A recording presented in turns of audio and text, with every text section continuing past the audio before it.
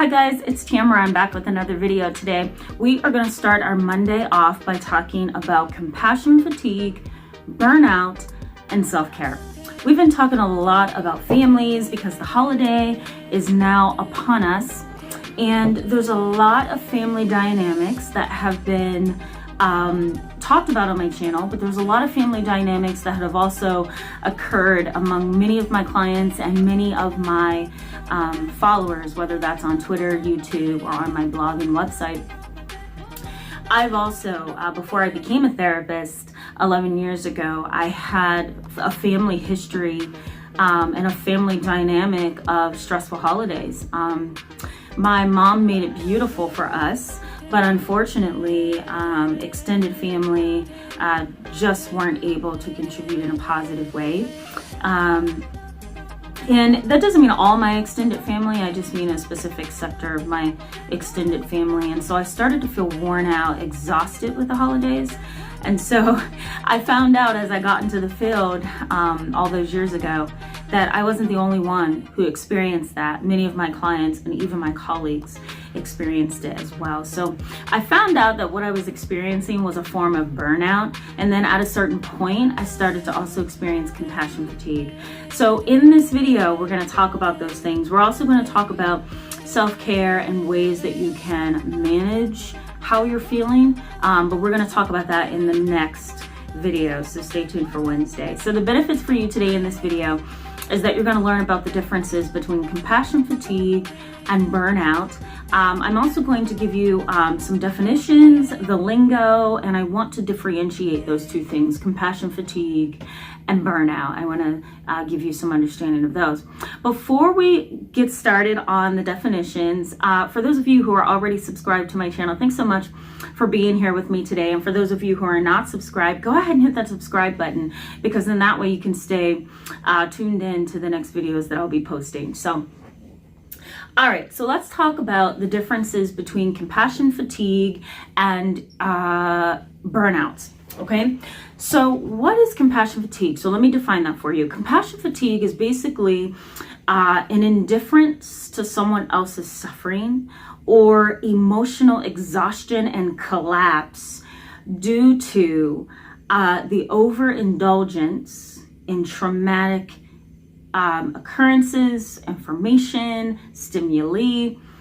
It's also kind of this inability to feel. You become numb to the emotional and traumatic suffering of other people, not because you don't care. Okay, I want to make that clear. Not because you don't care. It's because you can't care. So there's a difference. Not because you don't care. It's because you can't care any longer. You've cared so much that you have literally absorbed within your membranes, within yourself, the trauma and the emotional and psychological pain of somebody else. And so therefore, you've taken on the symptoms that maybe they have had. You've taken on the mindset that maybe they have had. And as a result, you're tired, you're exhausted, you can't think, you can't focus, you can't concentrate, you can't make decisions very well, you're impulsive, you're irritable, like the whole list, right? Compassion fatigue, I want you to kind of visualize and conceptualize compassion fatigue, as being the result of emotional collapse. If I can talk today, Lord, it's the result of emotional collapse. Now, I will give you a little bit of a personalized story. So I experienced burnout and compassion fatigue. I had a pretty interesting training experience as a clinician and went to a university. I did my undergraduate 4-year college, 2 to 3 year master's program. I did 3 more years of a professional internship in a teaching university and hospital with really, really sick and psychotic kids. I then went on to another training program and worked under a psychiatrist who is known as a movement maker, or somebody who has invented things for kids and adolescents who are suicidal. So I got really rigorous training there. Then I moved on from that and I started working in a variety of settings, schools and juvenile delinquent centers and cyber schools and private schools, public schools, hospitals, residential centers, diversion units, and I'm trying to think of the other one, I can't remember, a community mental health system or a center. And that had been about 7 to 9 years of my educational experience and my work experience. And I absolutely collapsed. I was so tired and I was so exhausted. I would wake up every day, my eyes would burn, I'd be tired. I couldn't, look up too long. I was just that tired. I was exhausted, and any little bit of extra stress broke me. Like I couldn't think, and I couldn't manage the extra amount of stress. It was just way too much. So that for me was burnout plus compassion fatigue, because I had worked in so many settings where kids were extremely sick. And I'm not talking about kids who have ADHD or autism or, kids who have been abused and neglected. I'm talking about kids who have been in orphanages and kids who have attempted suicide, kids who urinate on themselves and throw feces at, parents and staff, kids who cut themselves bloody all over their body, right? Kids who have tried to hang themselves and they had rope, the imprint of the rope around their neck.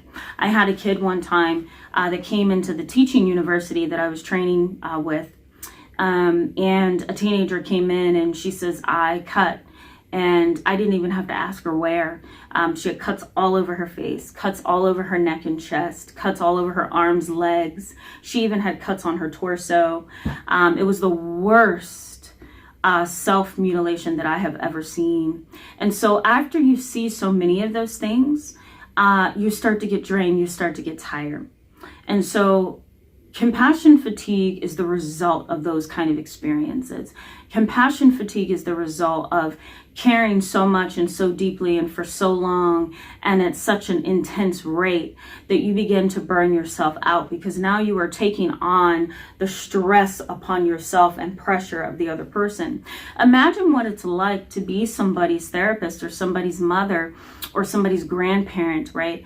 Everything that you're told, everything that that person needs from you, everything that that person experiences is like an extra burden on your chest. And a lot of times, if you're loving and caring, your attitude is, give me your burden and I will hold it right now because I can tolerate this right now. I can hold this with strength and with courage, right? But then sometimes you collapse under that because it's too many of those repeated experiences.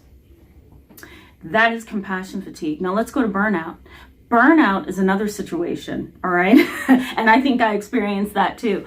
Burnout is when I was getting severe migraines in graduate school because I was working, had an internship, and was taking multiple classes at the same time.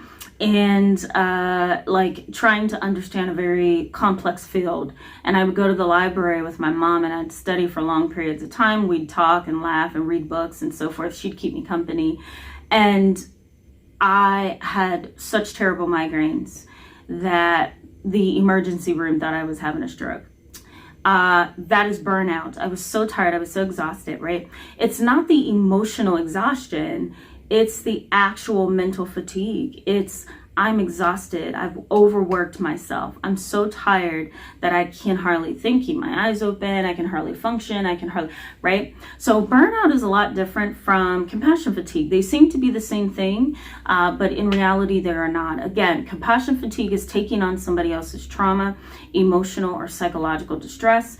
And burnout, I have a definition here, which I love. Burnout is being worn out physically and even psychologically and emotionally, but it's the reduction of strength or emotional collapse because of overwork, right? So there typically isn't any transferring from you or another person of trauma, intense emotions, experience.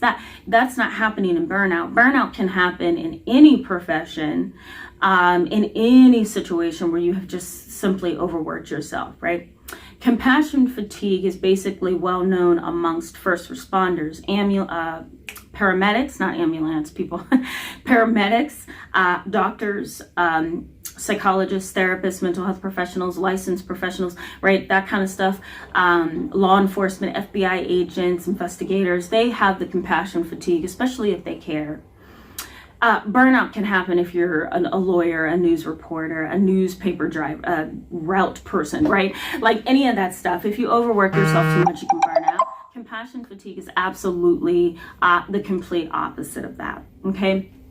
So as we move along, I'm going to talk to you a little bit about self-care techniques and things that you can do to help yourself. I said we were going to talk about self-care today. I'm going to actually push that to Wednesday. We'll talk about it then, because I want to give you some tips. If you're feeling these things, let me know and I can assist you. I've experienced both in my past, and I still have to watch myself, right? And I have a wonderful mom and a wonderful family and support system.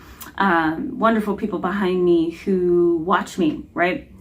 Sometimes I, when I'm with my mom, I can tell she's watching me and she's like, she's like this with me. And I'm like, oh my God, but it's only because she knows what can happen to me. She also knows that I overwork myself because I love helping. And I feel that, God has given me the opportunity and the gift to help and the desire. And so because of that, I take my role very seriously.